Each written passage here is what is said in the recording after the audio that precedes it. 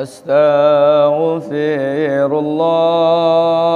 Rabbal baraya. Astaghfirullah minal khataya.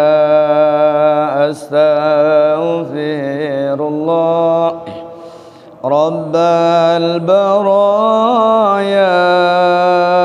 Astaghfirullah minal khataya. Astaghfirullah Rabbal baraya. Astaghfirullah minal khataya. Rabbi zidni ilman nafi'a wa wafiqni amalan salihah. Ya Rasulullah salamun alaik ya Rabbi ashani wa daraji atfanta ya jiratal alami ya uhailal judi wal karami. Ya uhailal judi wal karami. Assalamualaikum warahmatullahi wabarakatuh. Bismillahirrahmanirrahim. Alhamdulillahilladzi an'ama alaina bi ni'matil imani wal islam. Wassalatu wassalamu ala sayyidil anam sayyidina Muhammadin sallallahu alaihi wasallam wa ala alihi wa ashabihi nujumil huda wal ulum, amma ba'du. Qala Allahu ta'ala fil Qur'anil Karim, a'udzu billahi minasy syaithanir rajim. Wasari'u ila maghfiratin mir rabbikum wa jannatin 'arduhas samawati wal ard u'iddat lil muttaqin alladzina yunfiquna fis sarra'i wad dharra'i wal kadhiminal ghaidha wal 'afina 'anil nas wallahu yuhibbul muhsinin. Shadaqallahul azim. Janabal kurama'i wal fudala, para alim, para ulama, para asatid dan juga ustadzah yang hadir pada kesempatan pagi hari ini, jajaran pengurus Yayasan Masjid Al-Ansor yang kami hormati, hadirin wal hadirat, kaum muslimin wal muslimat rahimakumullah. Alhamdulillah wa syukurillah, pada pagi hari yang penuh barokah kita bersama-sama dapat melaksanakan dan memenuhi panggilan Allah Subhanahu wa taala untuk melaksanakan sholat subuh berjamaah, dan kita lakukan pada pagi hari Jumat yang cerah ini. Mudah-mudahan Allah Subhanahu wa taala mencatat ibadah sholat subuh kita diawali dengan mungkin sholat tahiyatul masjid, qobliyatas subhi, kemudian sholat subuh berjamaah, zikir dan lain sebagainya. Mudah-mudahan tercatat sebagai amalan sholihah. Amin ya rabbal alamin. Salawat beriring salam mudah-mudahan dilimpahkan pada junjungan kita Nabiullah Nabi besar Muhammad sallallahu alaihi wasallam, warga beliau, sahabat dan para pengikutnya yang setia sampai dengan hari kiamat. Mudah-mudahan kita bersama-sama insyaallah nanti akan mendapatkan syafaat Rasulullah sallallahu alaihi wasallam. Amin. Hadirin wal hadirat rahimakumullah, pagi hari ini kita masih berada di bulan Syawal insyaallah ya. Masih berada di bulan Syawal namun ini insya Allah Jumat yang terakhir di bulan Syawal. Insya Allah Jumat berikutnya sudah masuk pada bulan Allah yang berikutnya, yaitu bulan Dzulqa'dah. Pada hari ini kita berada pada tanggal 26 Syawal 1443 Hijriah. Alhamdulillah masih di suasana Syawal. Tentu kita bersama-sama berhalal bihalal, meskipun secara resmi masjid ini telah mengadakan halal bihalal kemarin bersama Bapak Bupati Kutai Kartanegara. Spanduknya masih ada di belakang, saya melihat live-nya kemarin. Dan hari ini juga tidak ada salahnya kita untuk berhalal bihalal kembali. Kita saling melupakan kesalahan di antara kita, hak-hak Adam di antara kita. Mungkin kita pernah ngerasani, mungkin kita pernah mengkritik tapi nggak kasih solusi. Ini banyak Pak ya, orang itu kritik nggak kasih solusi. Mungkin pernah sikap kita menyakiti orang lain. Maka pada kesempatan yang mulia ini kita sama-sama berhalal bihalal, menghalalkan kesalahan di antara kita. Hadirin wal hadirat yang dirahmati oleh Allah Subhanahu wa taala, bulan Syawal artinya adalah bulan peningkatan, di mana pada bulan-bulan sebelumnya tentu banyak amal-amal ibadah yang kita lakukan, terutama di bulan Ramadan. Maka di bulan Syawal ini kita tingkatkan kembali, dan bulan-bulan selanjutnya. Hadirin rahimakumullah, bulan Syawal akan segera berakhir. Tentu kita akan memasuki bulan berikutnya, yaitu bulan Dzulqa'dah. Bulan Dzulqa'dah adalah bulan yang ke-11 dalam kalender Hijriah. Jumlah bulan menurut hitungan Allah adalah 12 bulan, di mana Allah menciptakan langit dan bumi. Dan di antara 12 bulan ini Allah Subhanahu wa taala mengkhususkan 4 bulan yang disebut dengan arba'atun hurum, yaitu 4 bulan yang dimuliakan oleh Allah, sebagaimana dicantumkan di dalam firman Allah surat At-Taubah. Hadirin rahimakumullah, bulan Dzulqa'dah ini setiap bulan, termasuk Syawal, bulan Dzulqa'dah, Dzulhijjah, itu punya sejarah. Bulan Dzulqa'dah itu dari segi artinya saja Dzu kemudian Qa'dah.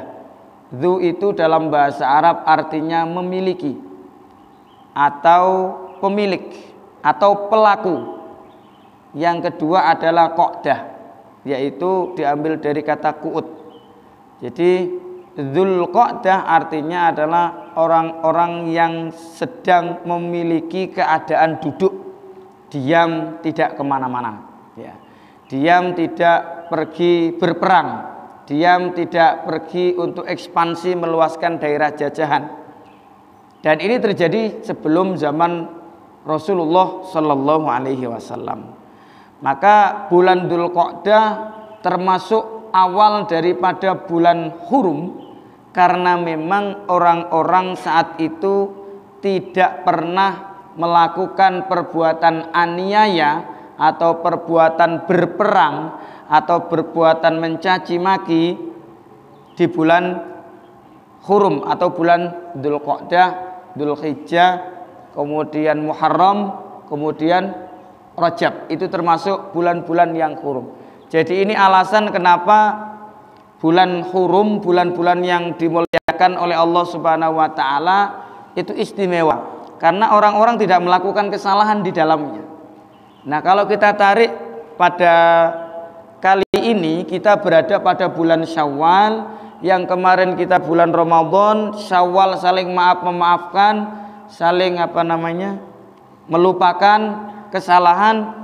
Maka tentu pada bulan Dzulqa'dah kita benar-benar lupa kesalahan itu dan tidak melakukan kesalahan lagi, Pak.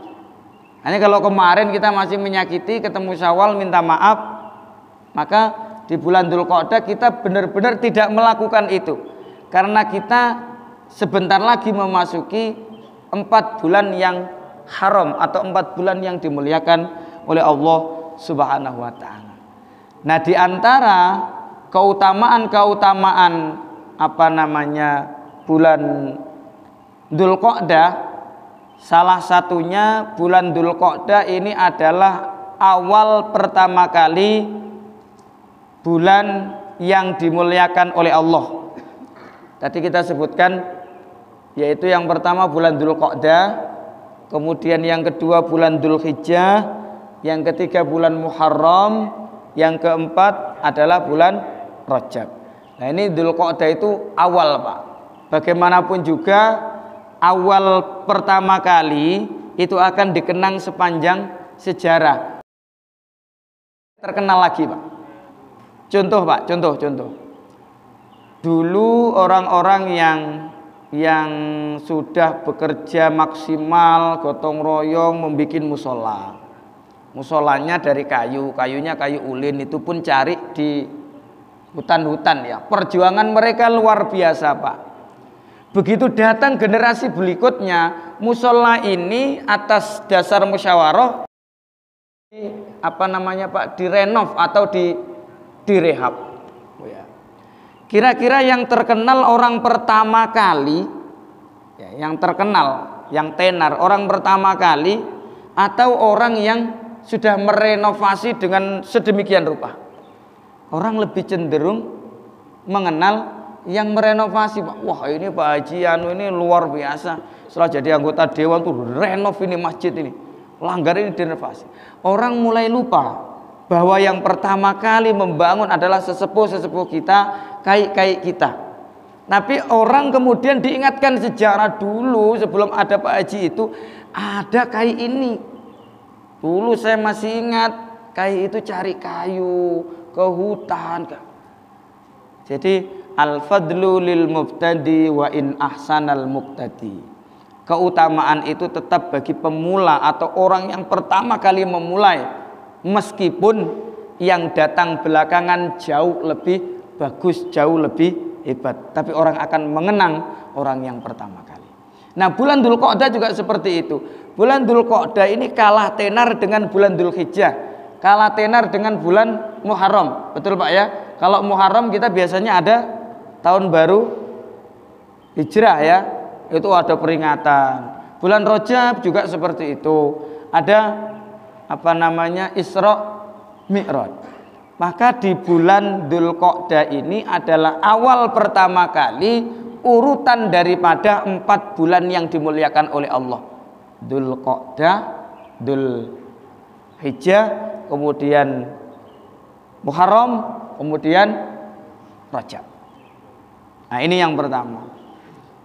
Yang kedua, bulan Dzulqa'dah adalah termasuk bagian daripada bulan-bulan haji. Allah Subhanahu wa taala menyebutkan al-hajju ashhurum ma'lumat.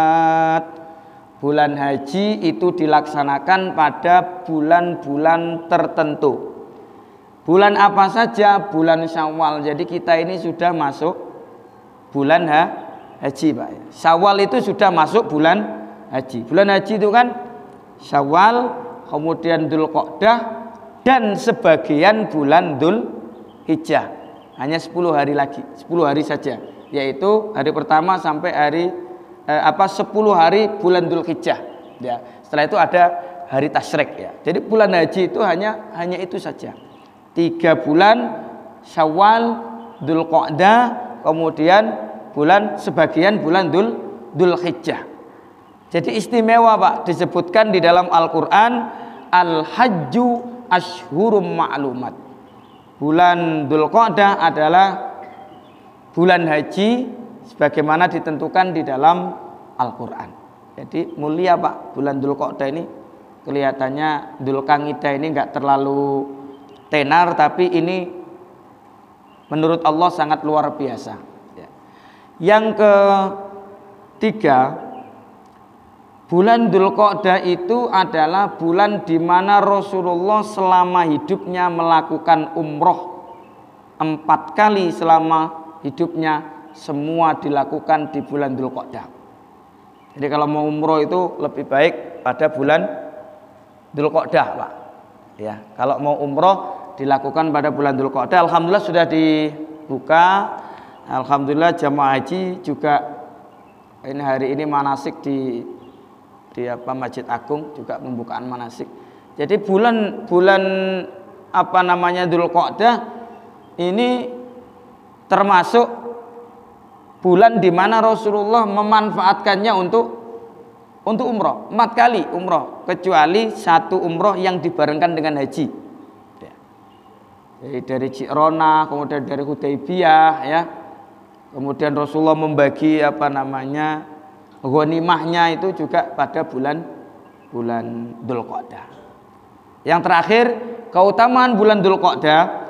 Bulan Dzulqa'dah ini masuk dalam Al-Qur'an, di mana bulan ini istimewa karena Allah menjanjikan kepada Nabi Musa 40 hari untuk menerima wahyunya, yaitu kitab Taurat. Nabi Musa pernah dijanjikan oleh Allah Subhanahu wa taala untuk bertemu dengan Allah, untuk mendekat dengan Allah, menyatu dengan Allah dalam kurun waktu 30 malam dan disempurnakan 10 malam. Nah, 30 malam artinya 1 bulan, yang dimaksud adalah bulan Dzulqa'dah. Kemudian disempurnakan 10 hari setelah Dzulqa'dah ada bulan Dzulhijjah. Nah, 10 hari itu bulan Dzulhijjah, berarti Nabi Musa itu menerima wahyu yang telah dijanjikan waktunya oleh Allah pada bulan Dzulqa'dah dan 1/4 atau 10 hari di bulan Dzulhijjah. Dan ini adalah bulan Dzulqa'dah. Berarti bulan Dzulqa'dah itu istimewa, ya. Wa wa'adna Musa 30 lailatan wa atmamnaha bi asyrin, ya. Kemudian Allah menyempurnakan 30 malam menjadi 40 malam. Ya, arba'ina lailah menjadi 40 malam. Lalu Nabi Musa titip kepada saudaranya, itu pamannya, yaitu Nabi Harun, untuk selama 40 hari ditinggal, 40 hari disuruh ngurusi umatnya. Nah, itu terjadi pada bulan Dzulqa'dah. Bapak dan Ibu yang dirahmati oleh Allah, setelah kita mengetahui keutamaan bulan Dzulqa'dah, maka bulan Dzulqa'dah selalu tergandeng dengan bulan Dzulhijjah. Bulan Dzulhijjah akan datang setelah bulan Dzulqa'dah. Ternyata waktunya sangat cepat sekali, Pak, ya. Setelah Ramadan, begitu Syawal sudah mau habis, Pak. Syawal mau habis, nanti ketika kita sudah masuk pada bulan Dzulqa'dah, begitu dekat kita dengan bulan Dzulhijjah. Maka kita mulai hari ini sudah mempersiapkan apa yang akan kita lakukan pada bulan Dzulqa'dah dan apa yang akan kita lakukan pada bulan Dzulhijjah. Nanti setelah bulan Dzulhijjah ada tahun baru Islam, apa yang akan kita siapkan? Maka orang yang baik adalah seperti di dalam Al-Qur'an, a'udzubillahi minasyaitonirrajim, ya ayyuhalladzina amanu taqullaha wal tanzur nafsum ma qaddamat lighadin wattaqullah. Jadi orang yang baik adalah orang yang berpikir, orang yang merenungkan bagaimana nanti perjalanan di hari kemudian, sehingga dia selalu menyertakan ketakwaan di dalam hatinya. Bapak dan Ibu yang dirahmati oleh Allah Subhanahu wa taala, untuk mempersiapkan itu terutama pada bulan Dzulhijjah. Ini kan banyak amalan-amalan yang kita lakukan di bulan Dzulhijjah, ya. Di antara amalan itu adalah haji bagi yang berangkat haji. Kemudian di bulan Dzulhijjah itu ada keutamaan berupa sholat Idul Adha, ya, Idul Adha. Bocorannya saya yang khutbah, ya Pak Haji, ya. Bocorannya ya, enggak tahu nanti fiknya seperti apa. Kemudian ada setelah Idul Adha itu ada ibadah namanya kurban. Ada ibadah namanya kurban. Nah, jauh-jauh hari kita ingin mengurai sedikit terkait dengan kurban. Kurban itu diambil dari kata yakrobu, jadi artinya dekat. Tapi di dalam kata-kata kurban yang sering kita sebutkan, kalau kita lihat dari kajian bahasa, kurbanun itu ditambahi lafadz, ditambahi huruf alif dan nun, Pak. Kurbun ditambahi alif dan nun di belakangnya menjadi kurbanun. Ini artinya adalah lil mubalaghah. Jadi kalau kurbun itu dekat, kalau kurbanun ada penambahan alif dan nun, ini benar-benar dekat. Jadi berkurban itu kalau kurbun itu mendekat, kalau berkurban itu benar-benar mendekat kepada Allah, Pak. Itu kurbanun. Contoh lain, kita sering mendengar istilah ghufronun. Betul, Pak ya? Ada ustadz namanya Ustadz Ghufron misalkan. Ghufron itu artinya adalah ghufrun. Ghufrun itu diampuni, ya, pengampunan, dimaafkan gitu. Ghufronun benar-benar diampuni, Pak. Ampunan yang benar-benar dari Allah Subhanahu wa taala. Makanya ada kata-kata ghufranaka rabbana wa ilaikal masir. Jadi ghufron itu benar-benar diampuni gitu. Ada penambahan alif dan nun. Ada lagi sulhanun. Sulhun itu perdamaian, sulhanun itu benar-benar damai, Pak. Enggak main-main damainya. Enggak KW-KW gitu loh ya. Artinya perdamaian benar-benar, enggak pura-pura. Habis Syawal kita minta maaf, besok ngerasani lagi. Itu bukan sulhanun, Pak, tapi sulhun itu. Sulhun itu pas ya namanya lebaran, itu kita salaman. Nah, besoknya lagi ngerasani lagi, besoknya lagi ngomentari lagi, itu sulhun. Tapi kalau kita pakai istilah sulhanun, itu benar-benar damai, sudah enggak ada pertikaian lagi. Lagi, Pak, satunya lagi syaitonun. Pernah dengar lafadz syaiton, Pak? Syaitonun. Syaiton itu kan terkutuk ya. Kita kalau melihat artinya terkutuk. Kalau syaiton itu benar-benar terkutuk, Pak. Benar-benar jahat. Setan itu benar-benar jahat. Kata syaitonun itu benar-benar jahat. Jangan sampai ada orang itu mengucapkan itu kepada kita, Pak. Oh, setan memang Anda ini. Nah, itu berarti kita benar-benar jahat gitu loh, Pak. Ya. Syaitun artinya syaitun asalnya, Pak. Kemudian ada penambahan alif dan nun di belakang, itu artinya mubalaghah. Ya, mubalaghah itu double gitu loh, Pak. Saking bangetnya itu seperti itu. Bapak dan Ibu yang dirahmati oleh Allah Subhanahu wa ta'ala, melihat pengertian daripada itu, termasuk yang terakhir untuk menguatkan kita, Qur'anun. Qur'anun itu diambil dari kata qara'a yaqra'u. Kalau qiraah itu hanya bacaan, Pak. Qur'un itu hanya bacaan, Pak. Tapi kalau ditambahi alif dan nun, Qur'anun itu bacaan sungguhan, Pak. Ya, bacaan betul-betul bacaan sungguhan, yang bukan hanya bacaan-bacaan lalu kita lupa, setelah bacaan lalu kita bosan, tapi Qur'anun itu bacaan sungguh. Jadi dimanapun kita mendengar bacaan Al-Quran, nggak ada istilah bosan, nggak ada istilah perasaan kok lagunya ini aja, nggak ada rasa bosan, Pak, karena memang sudah disetting sedemikian oleh Allah. Apalagi dari kajian bahasa itu ada alif dan nun penambahan di belakang. Bapak dan Ibu yang dirahmati oleh Allah, sebagai endingnya, berarti setelah kita mengetahui keutamaan daripada Idul Adha dari segi bahasa, itu belum dari segi aslinya, betapa Dzulhijjah ini bulan yang mulia, ketika kita bisa beramal pada bulan yang mulia, tentu efek pahalanya jauh lebih hebat daripada bulan-bulan selain bulan yang mulia. Sama Ramadan kemarin kita jamaah, hari ini akan diganjar 27 oleh Allah. Tapi kalau dilaksanakan di bulan Ramadan akan berlipat ganda. Sama pada bulan Dzulhijjah juga seperti itu. Jauh-jauh hari kita prepare, Pak. Prepare itu apa ya? Persiapan. Mau yang persiapan aja kadang-kadang masih belum maksimal, Pak. Maka kalau kita melakukan sesuatu, merencanakan sesuatu, jangan mendadak. Termasuk Idul Adha, jauh-jauh hari sudah kita siapkan khotibnya, kemudian nanti agendanya seperti apa, yang sambutan siapa, dan seterusnya dan seterusnya.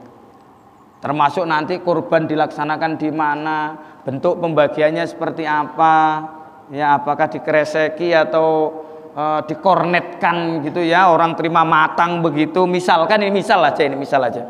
Jadi banyak hal yang harus kita siapkan. Nah, Bapak dan Ibu yang dirahmati oleh Allah Subhanahu wa taala, di dalam bulan Idul Adha, bulan-bulan Dzulhijjah itu ada amalan berkurban yang pahalanya luar biasa. Suatu hari Rasulullah Shallallahu Alaihi Wasallam di bulan-bulan Dzulhijjah, di hari nahar itu Rasulullah memanggil Siti Fatimah. Wahai Fatimah, kamu berdiri di sini nak. Saksikan proses penyembelihanmu nak. Sebelum darahnya ini ketika digorok oleh penjagalnya, sebelum jatuh tetesan darah pertama, disitulah Allah ampuni kamu nak. Jadi amal ibadah di bulan Dzulhijjah, khususnya 10 hari yang pertama di bulan Dzulhijjah, tidak ada yang lebih istimewa daripada iraqatud dam, mengucurkan darah hewan kurban. Jadi kita sampaikan ini supaya kita punya prepare, punya persiapan. Oh, segitu ternyata keutamaannya. Ya. Keutamaan orang melakukan ibadah kurban. Belum lagi ada sabda Rasulullah yang lain. Kenapa tidak ada amal ibadah yang lebih hebat pada hari nahar loh ya. Hari nahar itu hari 10, 11, 12, 13. Karena nanti hewan-hewan ini akan datang di hadapan Allah pada hari kiamat, ya, dengan bulu-bulunya, dengan kuku-kukunya. Itu akan menjadi saksi, Pak, bahwa dia dikorbankan oleh A sebagai bentuk takarrub kepada Allah. Nah, kurban yang paling baik menurut ulama tingkatannya sesuai dengan hadisnya itu kan unta, sapi, domba atau kambing kibas. Berikutnya baru kambing kacang. Baru kongsi bersepakat 7 orang untuk unta, bersepakat 7 orang untuk sapi. Jadi dari sini kita mengetahui bahwa kurban yang paling utama itu adalah kurban sendiri. Meskipun kurban kongsi juga baik. Dari sisi tingkatan pahalanya itu jauh lebih besar pahala kurban sendiri. Misalkan dia berkurban kambing, ya, 1 kambing untuk dirinya, berkurban untuk dirinya, maka ini lebih besar pahalanya dibandingkan dia kurban kongsi, ya. Tapi ini semua melihat keadaan, Pak, ya. Artinya kalau dari sisi keutamaan seperti itu, ya, keutamaan itu seperti itu. Maka kita lihat beberapa tempat seperti di daerah Jawa Timur, Jawa Tengah gitu, Pak. Kurban sapi itu jarang, Pak. Kenapa? Karena berat untuk membeli itu, Pak. Berat, dan sapinya itu larang-larang untuk harganya, Pak. Maka mereka biasanya kurban itu kambing gitu, Pak. Jadi maka di masjid itu kadang kambing ada 50, Pak. Meskipun dagingnya sak wil itu yang dibagikan itu ya. Tapi itu lebih utama karena mereka mampu untuk melakukan itu sesuai dengan kemampuannya. Nah, pertanyaannya siapa yang dianggap mampu untuk berkorban? Kan ada itu hadis yang mengatakan man kana lahu sa'atan walam yudhi fala yaqrabanna musallana. Siapa saja yang dikehendaki oleh Allah punya rezeki yang luas pada hari nahar ya, pada hari tapi dia tidak berkurban, maka dia dilarang untuk dekat-dekat dengan masjid atau tempat sholat atau musola atau langgar. Jauh. Ini sebuah ancaman yang kita nggak menyadari bahwa betapa orang yang punya kelebihan harta itu sangat dianjurkan untuk mengeluarkan kurban nanti pada hari kurban. Siapa mereka? Yaitu orang yang punya kemampuan pada hari nahar itu, punya harta yang cukup untuk dirinya, keluarganya, dan orang yang menjadi tanggungannya, termasuk karyawannya, termasuk tukang sapunya, termasuk IRT-nya. Itu kalau pada hari itu dan kebutuhannya pada hari itu dia punya duit lebih dari itu, maka dia masuk kategori mampu untuk berkorban. Ya. Misal ya. Kebutuhan saat hari nahar itu butuhnya untuk keluarganya, mamaknya, istrinya, anak-anaknya, karyawannya 10 juta. Misal Pak. Dia punya lebih dari 10 juta, dia punya anggaplah 20 juta pada hari itu, maka dia masuk kategori orang yang man kana lahu sa'atan, orang yang punya kemampuan untuk membeli hewan kurban. Tapi kalau di total pada hari itu tidak cukup Pak, ini belum bayar angsuran BRI, terus kemarin mamaknya pesen Tupperware belum dibayar. Nah itu kalau di total hari itu ternyata kok pas uangnya, maka dia belum dianggap mampu untuk berkorban pada hari itu. Tapi kalau ada lebihnya Pak, makanya dicek tabungannya itu, gaji ke-13-nya dicek itu ya. Nah kalau lebih itu berarti kita termasuk orang-orang yang mampu. Jadi mudah-mudahan kita mampu gitu loh Pak. Loh Pak, saya kemarin udah atas nama mamak saya, bapak saya, sudah semuanya habis semuanya. Ya. Yang kita pakai dasarnya adalah tidak ada amal yang lebih hebat pada hari nahar itu kecuali berkorban. Bahkan jihad fisabilillah aja kalah Pak. Dengan amal-amal soleh termasuk korban pada hari nahar itu kalah. Begitu besar keutamaannya. Nah sekarang lebih mudah lagi, yaitu ada kongsi Pak ya, ada itu iuran ya, nanti iuran itu ya. Nah itu nanti kalau mau naiki kendaraannya ya terserah aja kesepakatannya, siapa yang di depan gitu ya, siapa yang di tengah, siapa, kesepakatan aja itu kan nanti dia akan menjadi kendaraan kita itu Pak ya terserah aja yang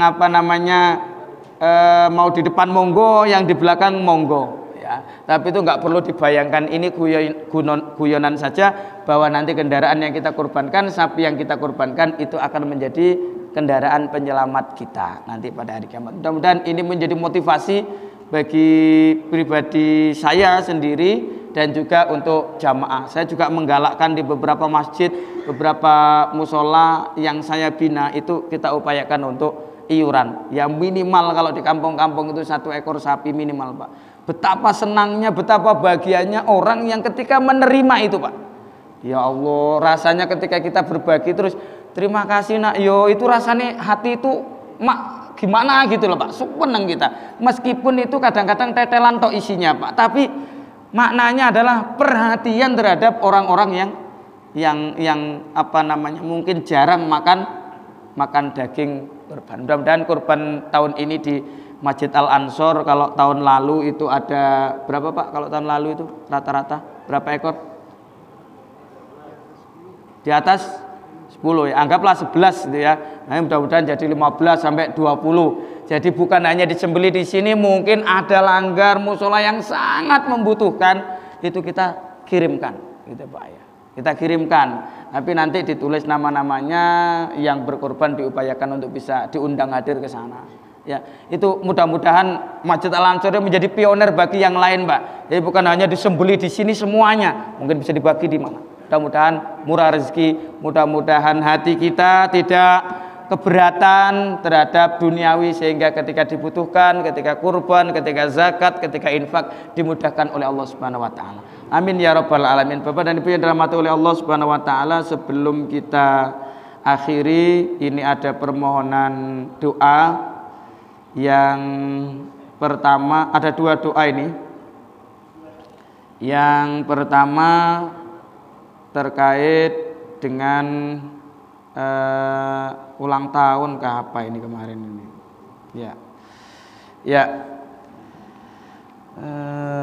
pembaca doa selamat dan juga tolak balak ulang tahun cucu yang bernama Muhammad Danis Akbar Rizki bin Rizki Oktorandi. Ya, betul ya, Muhammad Danis Akbar Rizki bin Rizki Oktorandi. Ini yang pertama. Kita doakan mudah-mudahan ananda Muhammad Danis Akbar Rizki bin Rizki Oktorandi ini di hari lahirnya atau di hari ulang tahunnya mudah-mudahan diberikan keberkahan oleh Allah, disehatkan badannya, dimudahkan segala urusannya. Al-Fatihah. A'udzu billahi minasyaitonir rajim. Bismillahirrahmanirrahim. Alhamdulillahirabbil alamin arrahmanir rahim maliki yaumiddin. Iyyaka na'budu wa iyyaka nasta'in. Ihdinas siratal mustaqim siratal ladzina dhalin. Amin. Bismillahirrahmanirrahim. Alhamdulillahirabbil alamin wassalatu wassalamu ala asyrafil anbiya wal mursalin sayyidina maulana Muhammad wa ala alihi wa sahbihi ajmain. Allahumma shalli ala sayyidina Muhammadinil fatih lima ughliq wal khatim lima sabaq bil haqqi wal hadi ila siratikal mustaqim wa ala alihi wa sahbihi haqqa qadrihi wa miqdarihi al adim.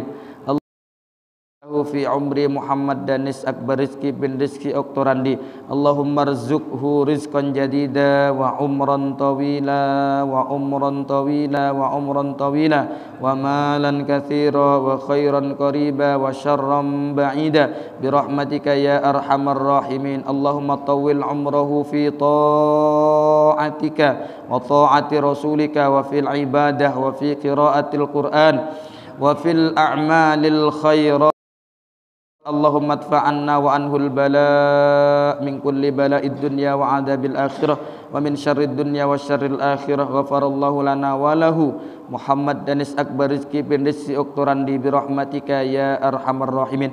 Allahumma hassil maqasidah, Allahumma hassil maqasidah, Allahumma hassil maqasidahu fit ta'ati wal ibadah bi rahmatika ya arhamar rahimin. Rabbana atina fid dunya hasanah wa fil akhirati hasanah wa qina adzabannar. Walhamdulillahi rabbil alamin.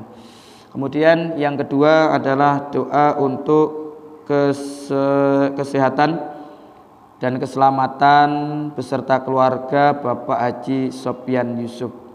Ya, kita doakan bersama-sama, mudah-mudahan beliau sehat badannya, mudah-mudahan diselamatkan, keluarganya juga diselamatkan, hajat-hajat disampaikan oleh Allah Subhanahu wa taala. Bismillahil Fatihah. A'udzu billahi minasyaitonir rajim. Bismillahirrahmanirrahim. Alhamdulillahirabbil alamin arrahmanir rahim maliki yaumiddin. Iyyaka na'budu wa iyyaka nasta'in. Shiratal mustaqim shiratal ladzina an'amta 'alaihim ghairil maghdubi 'alaihim waladdallin. Amin. Bismillahirrahmanirrahim. Alhamdulillahirabbil alamin wassalatu wassalamu ala asyrafil mursalin sayyidina maulana Muhammad wa ala alihi wa sahbihi ajmain. Allahumma salli ala sayyidina Muhammadin tibbil qulubi wa dawaiha wa afiyatil abdani wa shifaiha wa nuril absari wa diyaiha wa qutil arwahi wa ghidhaiha wa ala alihi wa sahbihi wa barik wa sallim ajmain. Allahumma ya Allah Rabban nasi adhibil ba'sa isfi anta syafi isfi Bapak Haji Sofyan Yusuf syifaan la yughadiru saqaman wala alaman. Allahumma shfi Bapak Haji Sofyan Yusuf beserta keluarga ya Allah syifaan ajilan syifaan la yughadiru saqaman wala alaman. Allahumma rabban nasi adhibil ba'sa isfi anta syafi la syafiya illa anta syifaan la yughadiru saqaman wala alaman. Allahumma rzuqhu salamatan wa afiyatan daimatan fid dini wad dunya wal akhirah. Allahumma rzuq Haji Sofyan Yusuf dengan keluarganya ya Allah salamatan tammatan wa afiyatan daimah fid dini wad dunya wal akhirah bi rahmatika ya arhamar rahimin. Inna innaka antas samiul alim wa tub alaina ya maulana innaka antat tawwabur rahim. Rabbana atina fid dunya hasanah fil akhirati hasanah wa qina adzabannar. Sallallahu ala sayyidina Muhammad wa ala alihi washabbihi wa baraka wa sallam. Subhana rabbika rabbil izzati amma yasifun. Wassalamun alal mursalin. Alhamdulillahi rabbil alamin. Demikian mudah-mudahan doa-doa kita dikabulkan oleh Allah Subhanahu wa taala. Mohon maaf atas segala kekurangan. Wallahul muwaffiq ila aqwamit thoriq. Wassalamualaikum warahmatullahi wabarakatuh. Allahumma sholli ala Muhammad. Jamaah dipersilahkan untuk menuju hidangan yang telah disediakan.